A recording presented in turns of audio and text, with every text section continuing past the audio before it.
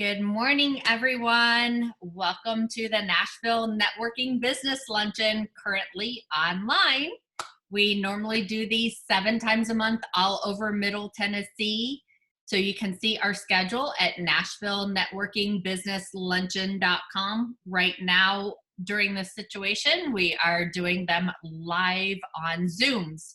So we are still following our normal schedule, so 11:30 a.m. to 1 p.m.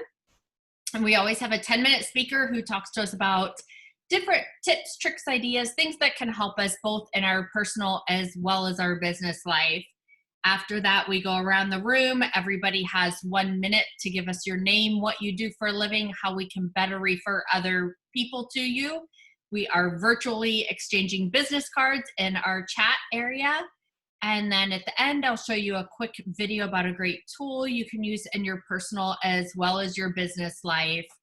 So we are going to go ahead and get started. So please give your attention to our speaker, Miss AnnHaney. Well, good morning, everybody, again. So excited to be with you guys again. Just love seeing smiling faces and everybody that I'm missing. So I'm really thankful we can at least do this. So we've got to get out of this new normal that we're in a little bit and see each other again. I'm looking forward to that in person. But what I'm going to talk about today, as I told Lori a little while ago, this kind of snuck up on me, and I was like, oh, I'm speaking today. So what am I going to speak on? The last time I spoke on, bringing energy and enthusiasm to your business and all of that. Today, I'm going to talk about focus that brings freedom. Because I think right now, a lot of us find ourselves, and just as we were talking a few moments ago, this restriction with our business and, this state of uncertainty. And that's funny enough that Linda, we were talking about that a minute ago, because that's what I've written down here is, we have found ourselves in that, we're restricted in our business and, we're in a place of uncertainty right now as to, what that new normal looks like. A lot of questions we have, how am I going to pay my bills? Am I going to be able to bring back my employees? Am I going to be able to get my clients back? Will the financial strain on others keep my business from prospering? I mean, that's a thought too, because people are probably watching their money a lot more now than maybe they were before, because they, hadn't prepared or planned for something like this. And so they found themselves really struggling. So no doubt we're approaching a new normal and trying to figure out what that looks like. But I'm a firm believer in just because it's a new normal, there are answers out there. There are ways that we can prosper with our business. We have to think outside the box, like we were talking about a minute ago. We have to do things a little different, because just because times change, it doesn't mean that there wasn't a solution already there for us. We just have to look for it. We have to figure out what that solution is. And sometimes that's hard. We get, in those comfort zones, everything's kind of running along really smoothly. And then something like this just hits us and we're like, oh my gosh, what now? And so what do we do? And I put a quote on Facebook just a while back, and I felt like it was just really something that was impressed upon me and that I felt could help a lot of people. But if we sow in fear, we will definitely reap frustration. So if, and no doubt we do get fearful. I mean, there's things that I'm like, oh my goodness, is my business going to be stable? Is, the company I work for going to be stable? Because I also have a job outside of my own company, and just concerns about that as they shut some things down, especially when they did the, what is essential purchases and what isn't. You saw some of that happening in some of the states. So that was kind of frightening, because some of the things that we offer might not be considered essential items to somebody else, but hey, they might be to you. So who makes those rules? Is it essential? Is it not essential? But anytime we allow that fear to grip us, honestly, more times than not, and I'm guilty, I'm gonna raise my hand, I do this, it frustrates us. It frustrates us, it confuses us. And when we've got all that going on, it's really hard to stay focused. So as ultimately, it steals our focus by concentrating on the future, unable to produce and be productive in the present. And that's really what I believe fear's focus is to keep us, away from the things that we can actually see and opportunities right there in front of us. It keeps us frustrated. And so again, I've been there myself, and that's why I think I can talk about this a little bit, because these are the thoughts that I have myself many times. But the second part of that statement would be, if we sow faith, we will reap freedom. And so I think that that's the place where we go, okay, you know, I'm going to believe there's something good coming out of this, because there's a lot of bad we see. You know, all we have to do is turn on the TV and we're going to see all kinds of bad. I mean, that's for sure. No good news is ever reported, it seems like. So we have to make it a point to say, okay, what good can come out of this? You know, start thinking, like we were saying, outside the box. What things can I put in place, you know, that might be different, that might be something good that could turn it around. So as needs change, so does opportunity for advancement. Okay, I don't believe that just because the needs have changed on people, there's not opportunities for advancement. It just causes us to maybe step out of that comfort spot we've been in, but that produces more opportunity many times that we haven't seen before. And so it can really throw us into a whole nother realm that we can look back on and be really thankful for. When, just an example, when my job brought me to the area I'm living in now, it was a relocation. I didn't see a whole lot of positive in that relocation. I will just say, I didn't want to leave my spot of comfort where I was at. The job was great. It looked like there was opportunity with that, but there was a lot of comfort where I was. You know, it meant leaving some of my family, you know, especially my mom and dad. It meant going to a place where nobody was but me. And, you know, so I didn't really see a whole lot of great things in that, other than the job was great. But there was many things I was leaving behind. And so it was very frustrating at times and very much of a pull on me. But as I got here, I began to see many things coming to pass and many things changing, not only being closer to my grandson and getting the opportunity to see him and babysit him more, and just everything started to fall in place. Business opportunities were more frequent. They were more abundant. So at the time, I didn't see all of that. And so I had to, you know, allow my belief to believe there was something more that was going to give me an opportunity for advancement if I stepped out of that. And so it does work. It's hard to do. So we have a lot of times many questions. What do people need now, though, that they didn't before? And so that's a question I think we need to ask ourselves with this new normal. Is what are people looking for that maybe they didn't have before? Because when they got hit up, you know, upside the head, so to speak, with all of this, it was a surprise. I mean, many people weren't prepared. Most people weren't prepared.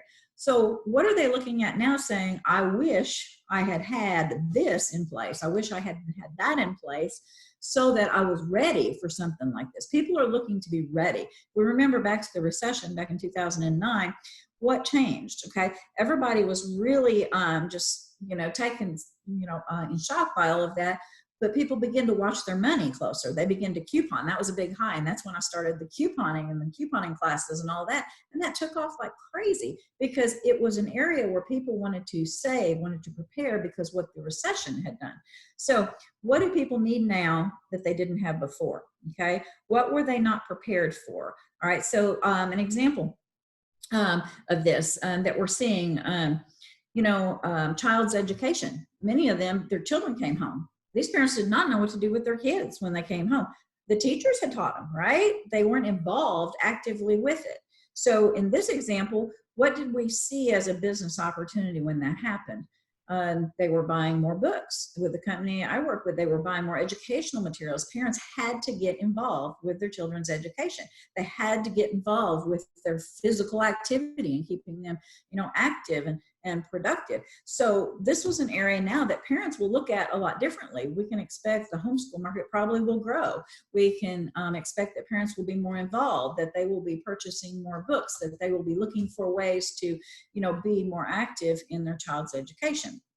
So another thing that we might see is people wanting to save money for emergencies. All right, so how can this help? Because many people I know were not ready. They were just paycheck to paycheck, and all of a sudden here, they didn't have anything.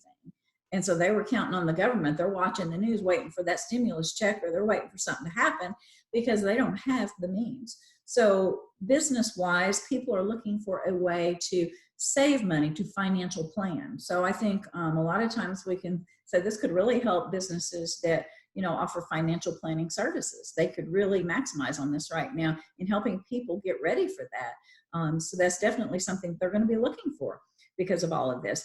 Another thing that I think people might be looking for because of all this that happened is the online ability. how many times did I get online for a restaurant? Now, I'm like Lori, I like to eat out. I like to go out to eat, and I mean, that's my favorite thing to do. I just love to go out to eat, different restaurants and things. But I get online, and some of these restaurants did not have, they didn't have menus online. I mean, I've come across that so many times, and I was frustrated because I was like, well, I don't want to, call them. And I called one. And so they're trying to tell me over the phone, what they've got on their menu. That was frustrating for me. So I think this gives us the opportunity for people to build their businesses by making good websites, by putting, their business out there online and really focusing on that. And they're going to be doing that now. I think this is a great way for people to offer their business services to, build websites and help them get things online.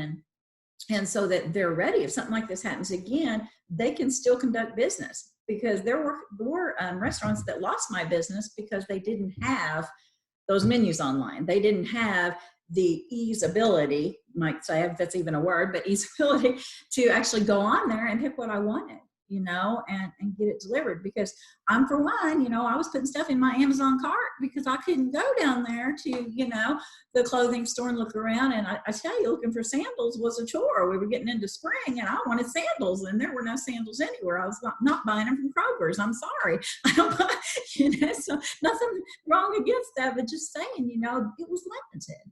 And so, people really need to have a good presence online. And so this is where people who are web designers and, can offer certain things to get the storefront visible. Number 4, I think people are going to be looking to build adequate supplies for stockpiles. And this can be anything from food. It can be health things. I looked for elderberry. I mean, elderberry is really, really good for you. Could you find it anywhere?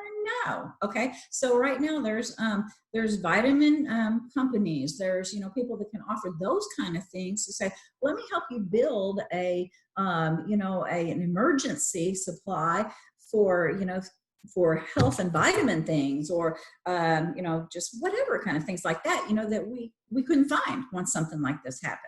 So people are going to be looking for ways to prepare for this type of thing again. They're not going to be caught unaware. Just like in 2009, people begin to look for those opportunities to get ready, get prepared, and be more cautious. They'll do the same thing again in these other areas, I believe. So, what we need to do is discover the need for the business, and we will begin to flourish with favor. So, ask yourself, what service can I offer that people are going to need coming out of this? What are their thoughts? What did they lack when all this happened that now they're going to be thinking more highly about? And how can I maximize on that and offer them those services? Because really, that's where they're going to be spending their money now. That's where they're going to be looking to make a difference, is ways that they can better prepare for something like this again. And so, so those are my tips for today. I think we're all kind of looking for that. And I think that's the direction we really need to go. We can be frustrated. We can get fearful. And that frustration then is our focus. And again, guilty. I do it too. But I have to remind myself, when that happens, I start making my little list. Okay, what are people looking for? What do they need? And how can I offer that service to them? How can I think outside my normal box? And for one, I'm going to be trying to, market some more homeschooling things, because I think that's where they're going to be thinking, So again, find the area you think they might be thinking in and maximize on that. Thank you. Awesome. Perfect. Thank you so much for sharing that. Everyone, this concludes our online part. We do have the rest of the meeting that will go on, but we just do this part on the live. So hope to see you soon. The rest of this month, we will still be online each week. So the first 3 Thursdays and every Friday. And so join our list on Eventbrite or Meetup or Facebook or LinkedIn, and we will get you the Zoom information. And hopefully the month of June, we will be back in person. Talk to you soon.